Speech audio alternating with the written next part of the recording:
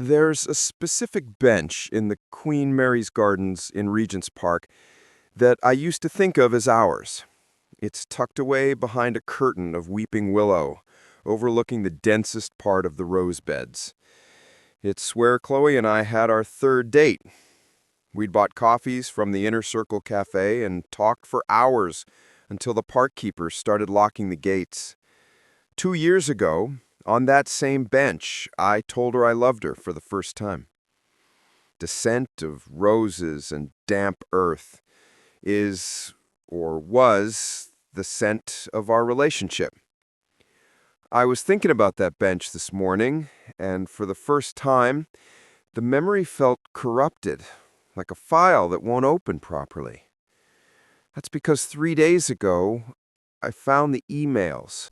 It wasn't malicious, not at first. I wasn't looking for anything. On Saturday, Chloe was in the shower, and I was making us a late breakfast. I wanted to try a new shakshuka recipe, and my phone was dead. So I grabbed her laptop from the kitchen table, where she left it open. Her Gmail was staring me in the face. I'm not the kind of guy who snoops. Our trust has always been, I thought, absolute. But my eyes snagged on the name in her inbox, Liam. And next to his name, the subject line of the unread email was just 2 words, our secret. My blood went cold. It was a visceral, physical reaction. The air in the kitchen suddenly felt thick and heavy. Against every better judgment, I clicked. It was a thread stretching back 3 months, hundreds of emails. My heart hammered against my ribs as I scrolled. It wasn't a sex tape, nothing so crude. It was, in many ways, worse. It was a novel of quiet, sustained intimacy. Liam's father was dying of cancer, and Chloe had become his sole confidant. She was his late-night correspondent, his emotional anchor. They shared memories of his family, inside jokes from their time together, links to songs. And then I saw the line, from her to him, that has been burning behind my eyes ever since. You're the only one who really understands this part of me. My world tilted on its axis. Every "I'm just tired" or "it's just work" from the past few months suddenly took on a sinister new meaning. Those nights she stayed up late on her laptop while I went to bed, the distracted looks during dinner, the way her phone was always angled away from me, it all coalesced into a pattern of deception. But a vicious, insidious voice in my head started playing devil's advocate. His dad is dying, you idiot. She's just being a good person. You're the monster for even thinking this. Am I a controlling boyfriend for feeling betrayed by her compassion? Or is my gut right that this is a betrayal of a different, more profound kind? I decided to test the waters. I couldn't just unleash the fury and hurt that was coiling in my stomach. That night, I took her to Trullo, that cozy Italian place in Islington with the paper tablecloths. It was our anniversary spot. Halfway through the pappardelle, I tried to sound casual. I saw a picture of your old friend Liam on Facebook the other day, I said, watching her face. How's he doing? The change was immediate. A shudder came down behind her eyes. Oh, he's fine, she said, a little too quickly. Same old Liam. She then asked the waiter for more water, a conversation killer if I had ever seen one. The lie came 2 days later. I confess, this time I looked deliberately. I felt sick with myself for doing it, but I had to know. A new email from Liam had arrived. It was short. See, thank you for the package. Dad was so happy to see the book. It brought back a good memory for him. The book. A specific, worn-out copy of a poetry anthology. I had asked Chloe where it was last week. I wanted to reread something. She'd looked me straight in the eye and said, "Oh, I lent it to Sarah from work ages ago. Sorry, love." The casualness of the lie was what broke me. It wasn't a panicked, spur-of-the-moment thing. It was practiced. I met my best mate Mark at the Albion, or local. Over a pint, I laid it all out. The emails, the distant behavior, the lie about the book. Mark is a barrister and thinks in absolutes. It's emotional cheating, mate. Full stop, he declared, wiping foam from his lip. The secrecy is the cancer here. If it was all innocent, she would have told you. You need to confront her properly. No more of this testing the waters nonsense. You deserve the truth. His certainty was both a comfort and a terror. That night, the dam broke. I sat her down on the sofa, the laptop on the coffee table between us like a piece of evidence. "I know, Chloe," I said, my voice shaking. "I know about the emails. I know you sent him the book." First came the denial, then the anger. "You went through my private things?" But it was a flimsy shield. Then came the tears. She told me everything. How Liam had called her out of the blue, completely broken. How his father, who had always been so kind to her, was a shadow of his former self. "I didn't tell you because I knew you'd be like this," she cried, her voice raw. "I knew you wouldn't understand. It wasn't about us. It was about me being there for a family that was once like my own." And for a moment, I almost did understand.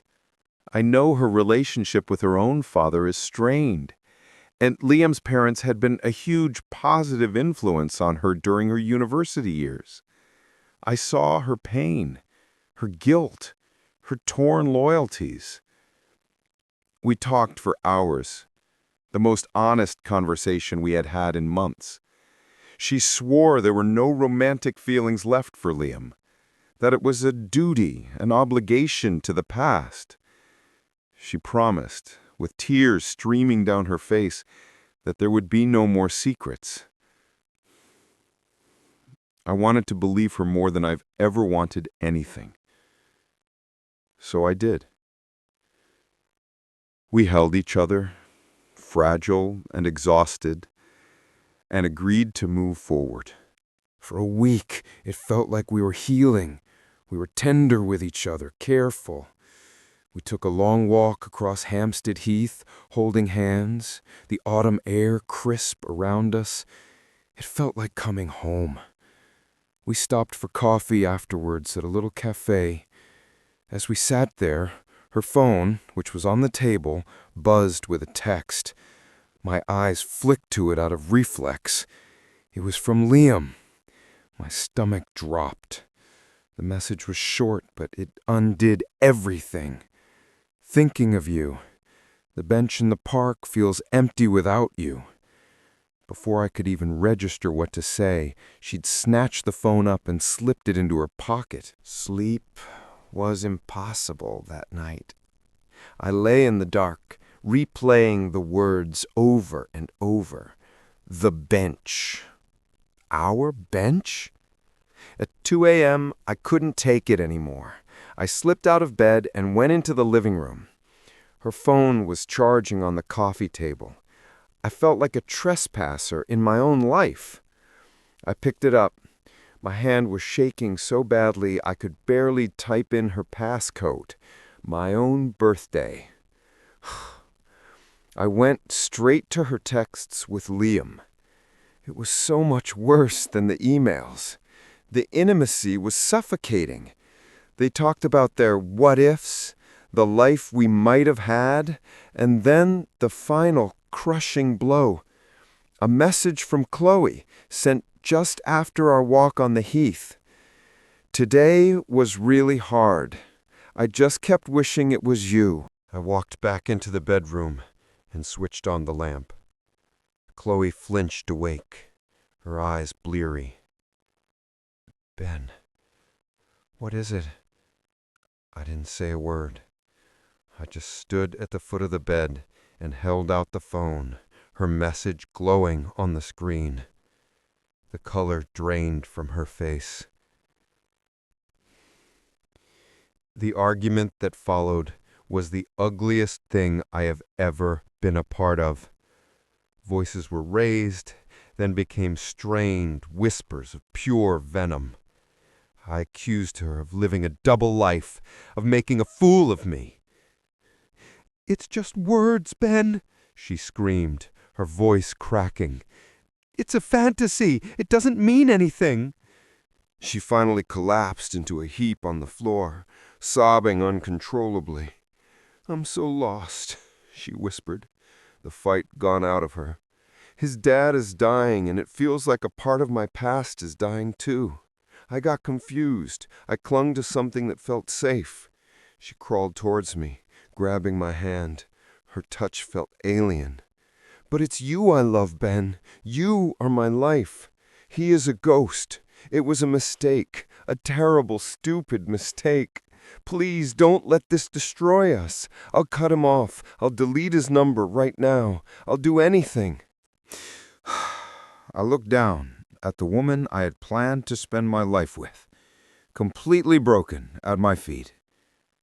A part of me saw the scared, confused person she was, who had made a series of terrible decisions under emotional duress. I saw the 4 years we'd built, the inside jokes, the shared dreams, the scent of roses. But another part of me felt nothing but a cold, vast emptiness. The trust wasn't just broken. It had been methodically, secretly dismantled over months.